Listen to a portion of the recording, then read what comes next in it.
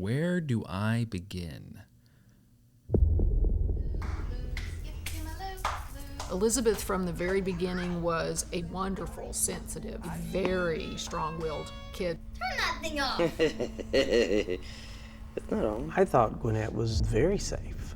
We felt very comfortable. We probably didn't lock our doors. There was very little crime that we knew of. Hey, Elizabeth! February 21st, 2002 was a Thursday. Elizabeth went to school, we went to work. Typical uneventful day up until a little before 3 p.m. I remember just hearing a blood-curdling scream. And all of a sudden there was a knock on the door, and a good friend and colleague of mine was at the door, and she looked frantic. And then I heard another just like blood-curdling scream, and I was like, that sounds like Elizabeth. And all of a sudden a voice came on the phone, and the voice said, Elizabeth has been injured. And I just remember standing there, just the puddle of blood almost like coming to my toes. I was making rounds with my resident. Got a call saying you need to come quick. And they basically, said there's a kid with a hammer in her head. Police say a man without a visitor's pass walked into the front door of the school and brutally attacked the girl with a hammer. She's my best friend. As he came up, he then arched backwards and then came down directly on top of her head. I could see evidence of brain tissue on some of the sheets, and as a parent, you're thinking, this may be the last time I see this child alive.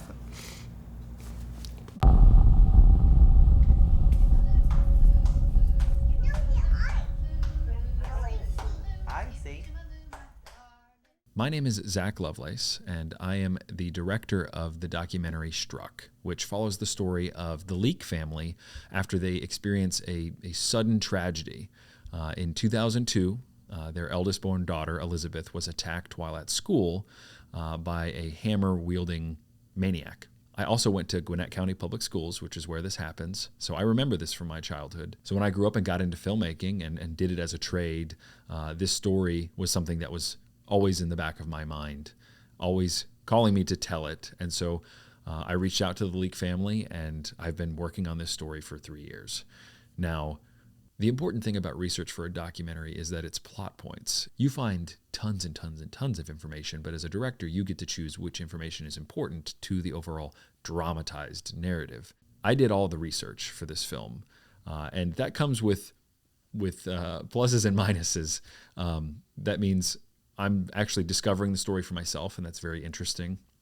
Doing the interviews myself, collating all the information, determining the narrative, knowing the facts really, really well, so I can actually talk to each person I interviewed and know exactly where they're coming from, where they slot into the story, not only as it happened, but as I'm going to present it.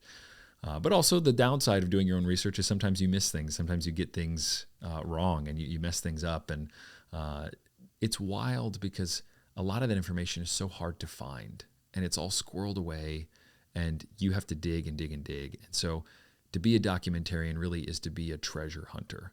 And you have to be okay with the fact that you're just hands in the sand most of the time. You're not finding anything really worthwhile most of the time.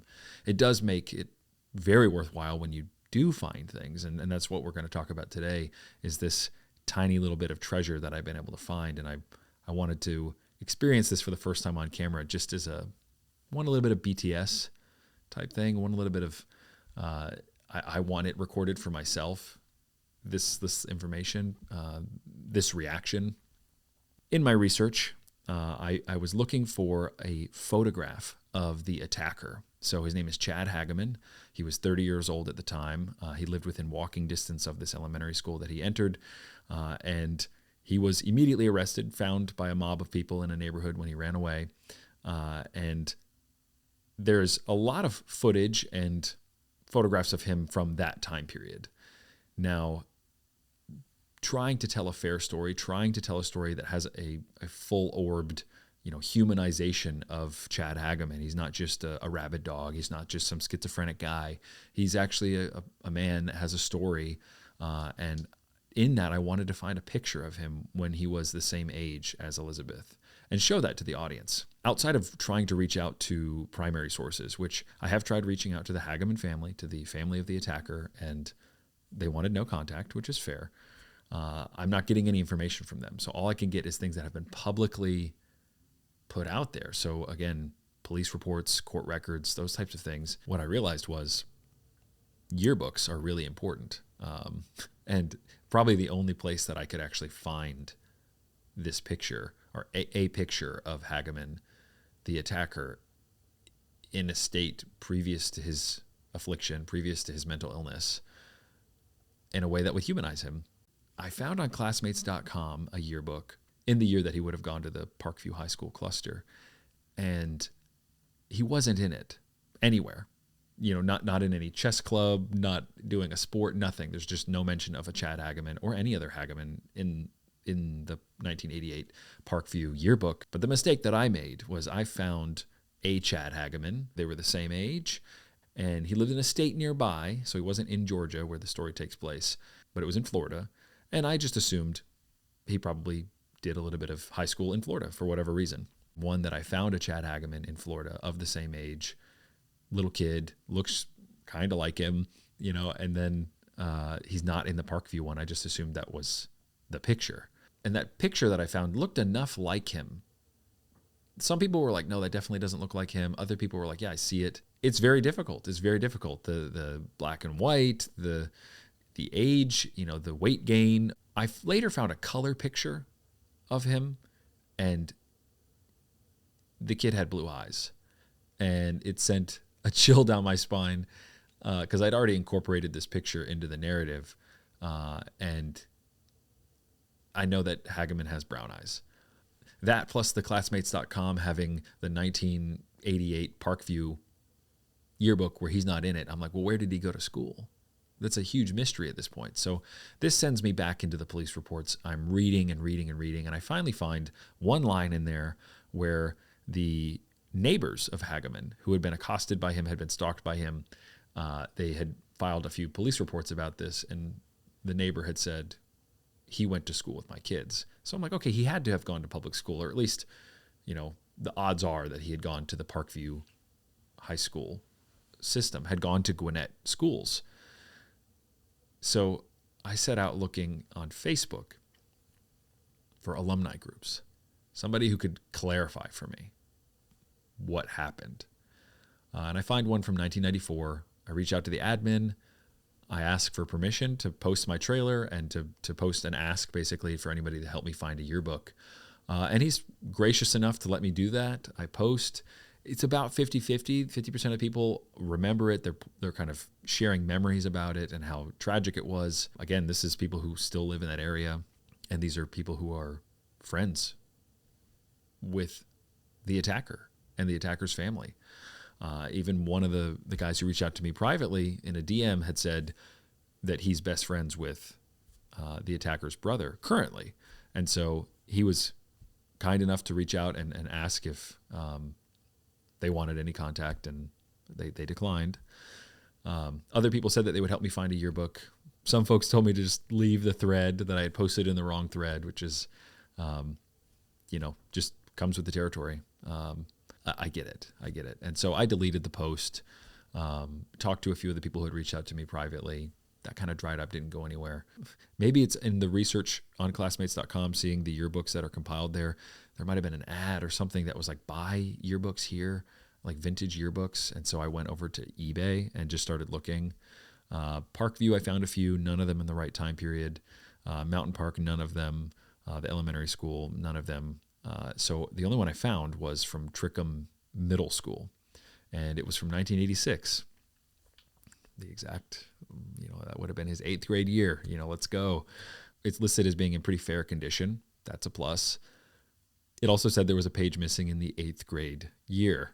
So part of me is like, oh boy. So I reach out to the seller and I just ask him like, hey, is there a guy named Chad Hagaman in this book?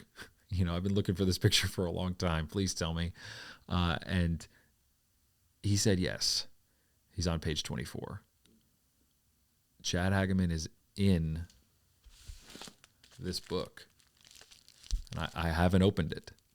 I wanted to share it with you guys. I wanted to share it with somebody, fellow filmmakers, documentarians, people who want to make a documentary, because there's this idea of these little mysteries that happen while making a story like this. And you're like, why wasn't he at school in 1988? I don't know. I will never know the answer to that question. There's something cosmic about that. Now, this sense of delayed gratification, I haven't felt this way. I haven't felt like this since watching Lost when it first aired on TV. And at the end of every episode, like really iconic music plays, really suspenseful music plays, and I just knew it when I heard that music play, because Lost is very suspenseful for those who don't know. It was like crack back in the day on TV. It was a phenomenon, and I remember every Wednesday night when the new episodes would air, the end of the episode music would play, and it would just set that feeling in me like, man, I gotta wait a week now. But it made it all the sweeter when Wednesday finally came. There's a lot more to be said about that, but part of me prays that this was either Hagaman's yearbook or he signed it. So that would be amazing. Without further ado, let's check it out. Let's see what's in here. Maybe it's Hagaman's book. I don't know.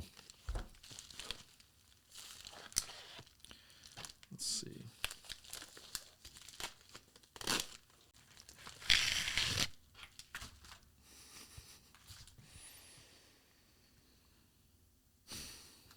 That has a good looking yearbook.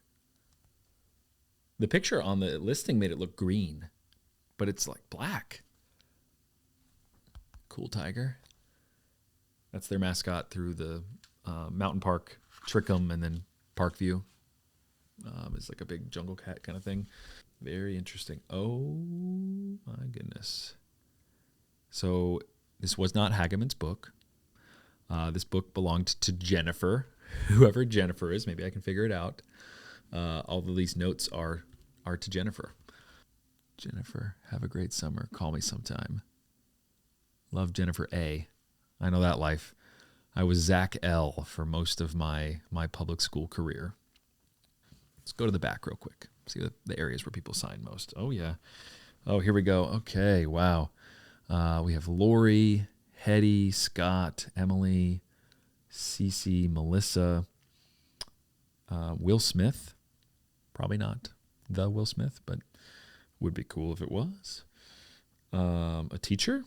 Jennifer, I enjoyed having you in science class. Mr. Leach. Jenny. A lot of Jennys, a lot of Jennifers. Was Jennifer the Zach of the 80s? Does not look like Chad signed this book, which is fine. You know, this is what it comes down to as a documentarian, being like, oh, hey, I have to read middle schoolers writing to figure out, what is going on here.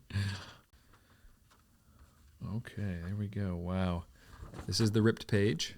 We found the ripped page from the listing. Thank God it's over the A's. We will never know who you are. The first name in here is Bevan. Looks like Jenny Bevan. Well, that might have been her. There he is. That looks like him. Wow.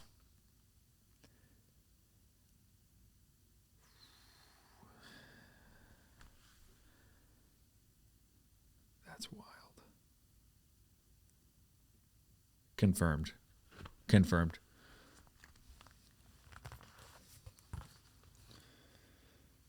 Here he is. We found you.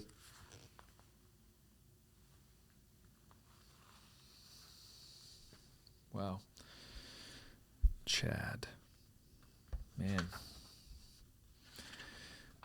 To think that this book and the paper it was printed on have traveled, man, again, 40 years almost to get to here. I mean, what did Jennifer do with her yearbook? I mean, her parents, did they just take it to Goodwill? Somebody saw it, saw value in it, and it traveled all the way through time and space to end up here on my desk and in my film. Wow. It's treasure. That's what it is. It's treasure. And keep your eyes peeled. Follow me if you don't. And there's definitely more of this to come. So thank you so much for tuning in for this little mystery, this little treasure hunt. I appreciate it.